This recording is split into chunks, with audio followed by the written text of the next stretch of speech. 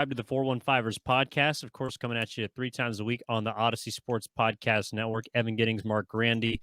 Feel free to follow everyone on social. eGiddings10, Marc Grandy with a C, Grandy with an I, at 415ers, Twitter, Insta, all that good stuff.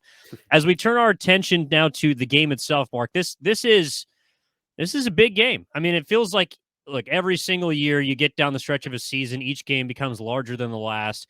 But of course, going up to Seattle, a place that the 49ers have not had a ton of success of in recent years. I believe the last time they won in Seattle was 2019.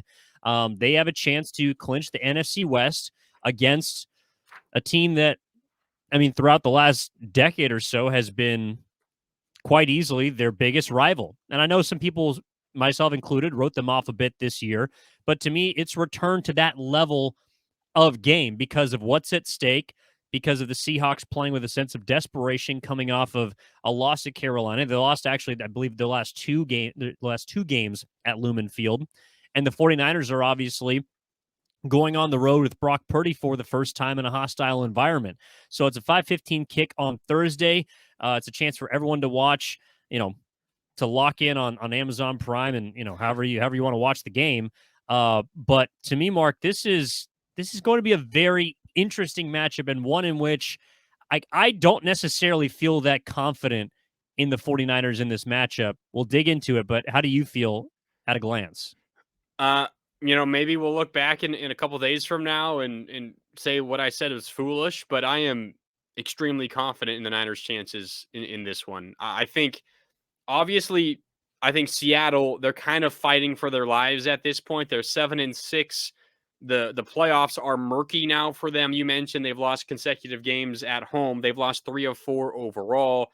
Remember, they lost to Tampa Bay in Germany about a month ago now. They had a bye week. They lost at home to the Raiders, that incredible Josh Jacobs game where he had that walk-off, 80-yard touchdown run in overtime. They followed that up with a win against the Rams in a really competitive ball game on the road, and then they came home last week, as you talked about, that loss to Carolina. So they've lost 3 of 4. They're 7-6. They're fighting for their playoff lives.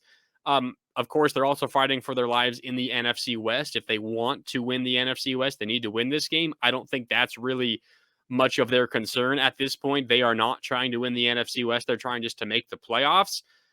So all that said, I think the Seahawks probably have a little more to play for in this game than the 49ers, simply because the Niners are in a position to where they could drop a game or two and still perfectly be in the postseason and even win the NFC West. Not to say the Niners aren't eager to win this game. Of course they are. And then, the series history, it's been dominated by the Seahawks. You talked about that as well. You just look at the numbers.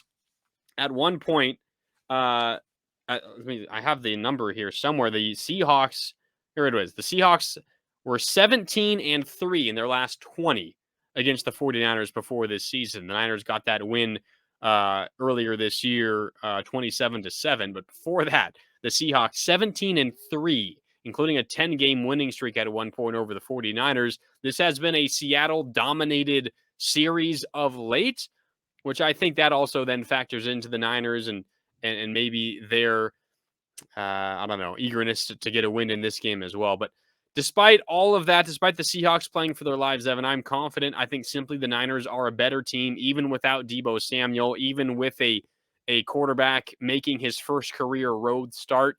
I think the Niners, they're better defensively. They're better offensively, despite the fact that Geno Smith is playing at a Pro Bowl level. We'll talk more about that, but I'm confident in this game. I hope I'm not returning to this moment in the pod in a couple of days and regretting what I said, but I'm confident of the Niners in Seattle. It's something that few people have said over the last decade or so. Yeah, no, that's very interesting, and I think a big part of that is how Seattle has looked lately and how, of course, the Niners have looked lately. Yeah. But to me, the reason why I would be worried about this game if I were the Niners is because of the things that you mentioned, and that is Seattle has more to play for. Like, their season arguably is on the line in this game because of the rest of the NFC, because of them having still a chance to determine their own playoff destiny. Maybe not for the division, but that's also part of it too. The Niners can lose this game and still have a leg up in the division.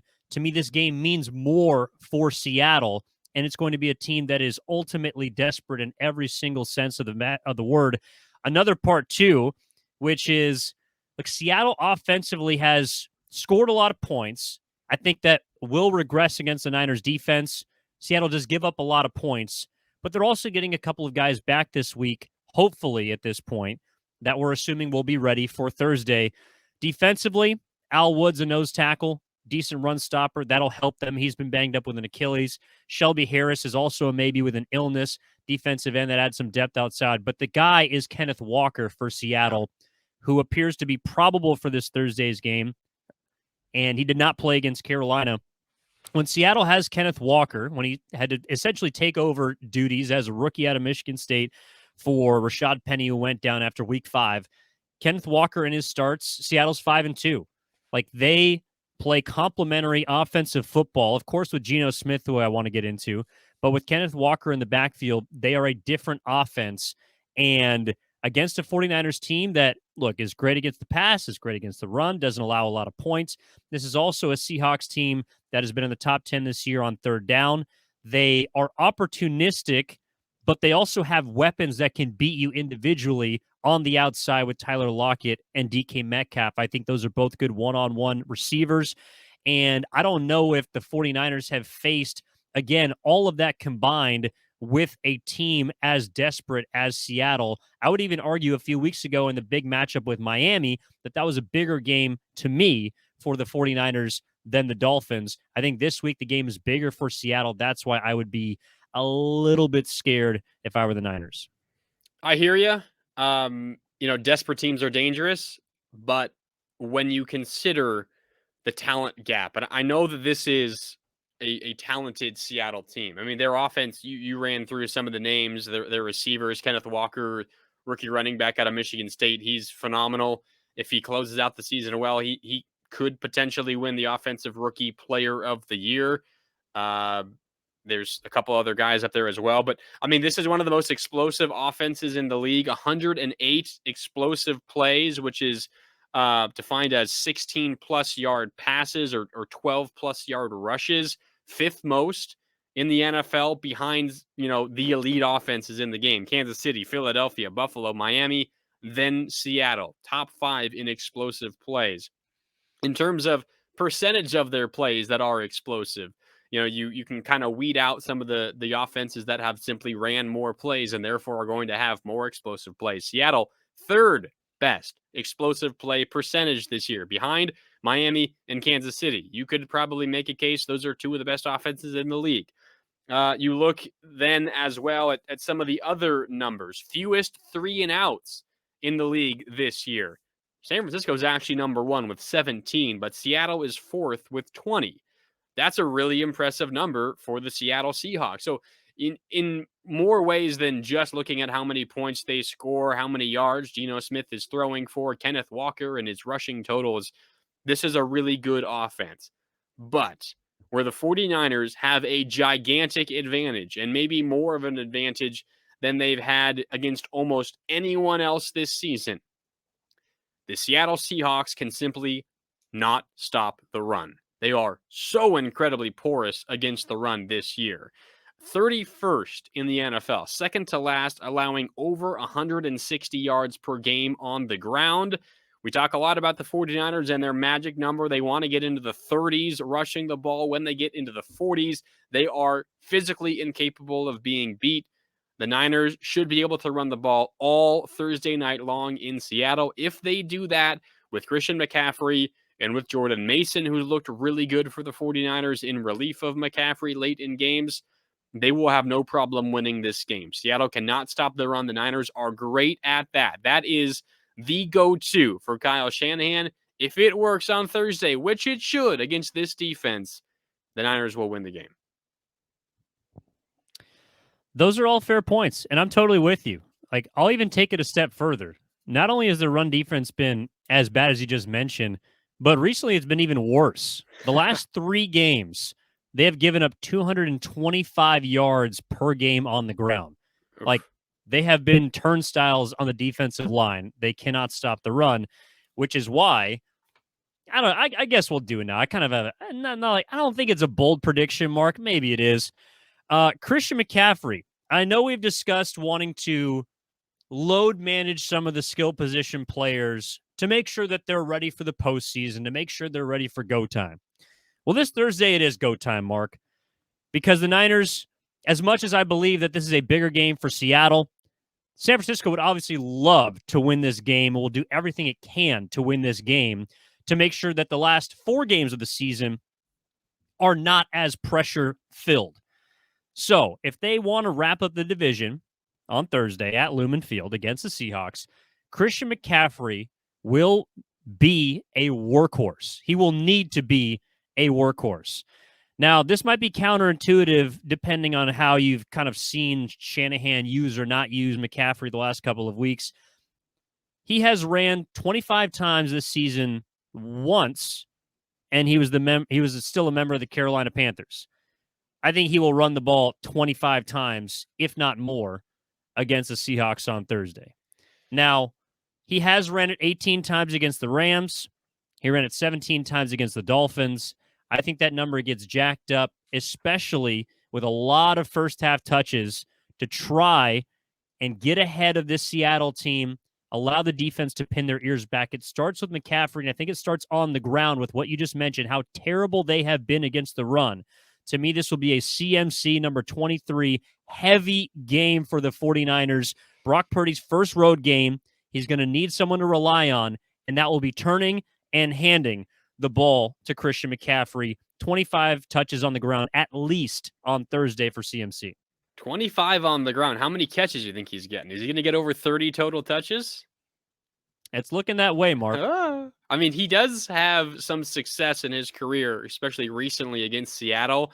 412 scrimmage yards in 2 career games against the Seahawks. It's, of course, over 200 per game. 4 total touchdowns in those 2 games. So he is no stranger to beating up the Seahawks. He also has over 145 scrimmage yards 2 straight weeks. He could do that for a 3rd straight week. He's also approaching a pretty impressive milestone, Evan. He has 425 career catches. Christian McCaffrey does. He can surpass Roger Craig, who had 434 in his illustrious career, for the most catches by a running back in their first 6 seasons in NFL history. Unlikely to happen Thursday. You probably don't expect 9 catches to tie Roger Craig, 10 to pass him.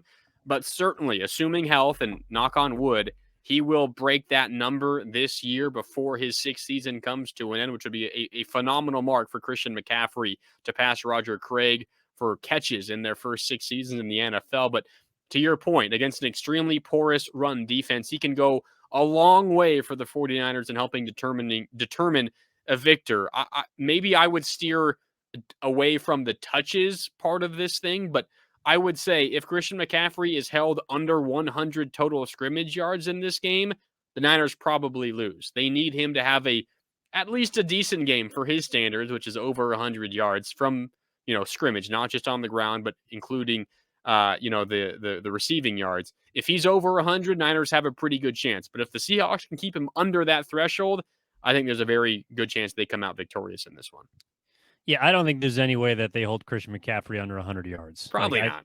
Now, but to me, and the reason I think it's going to be a bit of a shootout. Now, I know that doesn't really happen against the Niners defense all too often, but Geno Smith has thrown 2 or more touchdowns in 7 straight games, regardless of results. Like, he can light up a scoreboard. The issue is that the Seahawks defense on the other side has not been able to hold any team, for the most part, below 25. And the Niners, apparently under Brock Purdy, have found a new way to put up large amount of points. By the way, the San Francisco 49ers defense has allowed just 1 game with 2 or more passing touchdowns in their last 6 across this winning streak.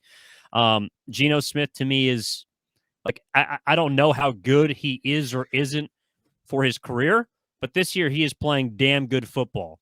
And I think combined with the fact that it'll be a short week, it'll be tough conditions for the 49ers. I also just think that there's something about Seattle, and look, maybe Brock Purdy proves me wrong, Mark, but there's something about Seattle that has been just a little bit haunted for the 49ers. And the other thing statistically, too, that I've been looking at, Mark, like we talked I think it was the first 7 weeks of the season about how the 49ers defense could not create turnovers, just could not do it for whatever reason. Well, they've done it 13 times in their last 5 games alone, or maybe 12 times. I apologize. But either way, they have been a significant plus in the turnover differential category, including the last 3 weeks in which they've forced multiple. To me, that's going to regress a little bit this week against the Seahawks team that does a pretty decent job at taking care of the football. And Geno Smith, who largely has been pretty decent at not giving other teams other chances.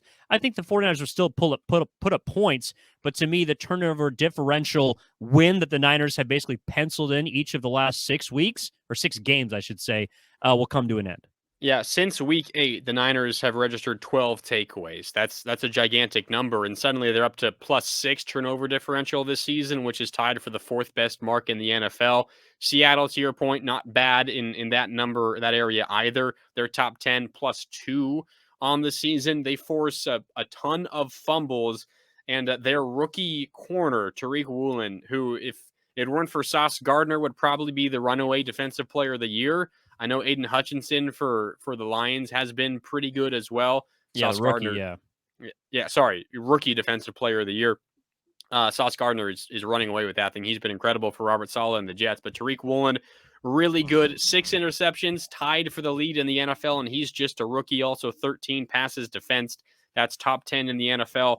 As a team for Seattle, they have forced 17 fumbles this year, forcing 17 fumbles this season. That is tied for the top mark in the NFL, along with the Dallas Cowboys. So they're really good at forcing fumbles. And in fact, another rookie corner, Kobe Bryant, alongside Tariq Woolen, he's forced 4 fumbles individually, which is also tied for first among individuals in the NFL. So they have some playmakers on the defensive side of the ball. And you talk about Geno Smith. I want to get out this really kind of mind-blowing Geno Smith stat here really quick. I know we just have a couple of minutes left. So Geno Smith, he started this year tying the NFL record with 12 consecutive games, completing 60% of his passes with an 80-plus passer rating. Each previous player that did that went on to win the MVP award that year. The others to do it, Aaron Rodgers in 2011, Peyton Manning in 2009, and Steve Young in 1992. That streak probably ends. I don't think Geno Smith is going to win the MVP, but it just kind of puts into perspective the season he's having, because it's really easy to just write it off and say, well, it's Geno. He's having a good year, sure, but he's not incredible. But he's having a fantastic season. Yeah, I also do think that he has had some help from having great weapons, solid running game. One thing to note, though, however, Geno Smith has been sacked the 6th most times in the NFL this year. So the 49ers defense might be able to get after him a little bit. I do want to get to our predictions before we get out of here, Mark. Just a couple of minutes left in the 415ers podcast right before the 49ers take on the Seahawks. I've kind of alluded to it, Mark, but I think this is a tough spot for the 49ers. And we've seen some teams that are inferior late in the year in these Thursday night short week matchups at home be able to do a decent job of taking advantage of their opponents. So I want to say that I'm going to take the Seahawks in this game to win. I think they get it done barely at home, but I also want to give you the opportunity in a couple of minutes to give your prediction. I would say 27-24 is going to be my prediction. Grandy is on the move right now, and so we'll have an opportunity to vamp here in this episode. But basically the reasons why, and we've kind of touched on all of them, I think this is a tough spot for the 49ers. They have a lot of momentum, 6 wins in a row. So I think they're due for a bit of regression. I think the turnover differential will come back to close to even, if not in favor of Seattle team that, as Marc laid out, is opportunistic in its takeaways. And I also think that with Geno Smith offering enough of a dual threat against a 49ers defense that has struggled with dual threat quarterbacks this season and taking care of the football, that will be just enough to overcome how terrible their run defense has been, to overcome the weapons on the San Francisco 49ers side minus Deebo Samuel, and overcome Brock Purdy, who has been a wonder kid so far in his first, we'll call it 2 starts, official 1. His first game on the road, I think, is going to be a tough test for him. And that's all of which together why I would give Seattle the slight edge. I'll take the Seahawks at home 27-24. Interesting. Thanks for sticking with me there, Evan. Yeah, I got booted out of the studio I was in by Ray Ratto, so we can blame Mr. Ratto. I know, right? So podcast on the move in a little auxiliary studio on the side right now, but interesting pick. I think the Niners come out on top in this one. Again, I'm talking about reasons to be confident. I think it's the run game. You mentioned touches for Christian McCaffrey. That's certainly something to keep an eye on in this one. I'll go Niners coming out on top 24-17 in this game. They beat Seattle. I think they're going to be up by 2 scores for much of this game. Seattle gets a score late to get within 1 score, but the Niners defense don't let them get a second to tie the game and try to force overtime. I think Niners come out on top 24-17 is the final. And I think the Niners, for the second time in a handful of years, remember the 2019 regular season ended in Seattle with the Niners winning when Dre Greenlaw tackled Jacob Hollister at like the 1-inch line to win that game, to claim the 1 seed in the NFC and to win the NFC West, all in that one play. I think the Niners will be celebrating on the grass of Lumen Field in Seattle as NFC West division champions once again, 24-17. So Marc has got the Niners covering. He also has the under. I believe the Seahawks will cover and also win the game, but I'm also taking the over in this one. One nugget I was looking at, I think the Seahawks are 8-5 to the over this year. Kind of interesting. A little bit better at home. But we will, of course, check in after the game on Thursday night. We appreciate you tuning into this episode of the 415ers podcast. Download, rate, and subscribe wherever you get your podcasts. This has been a 415ers production brought to you by the Odyssey Sports Podcast Network with 95.7 The Game. I'm Evan Giddings. That's Marc Grandy. We'll talk to you next time.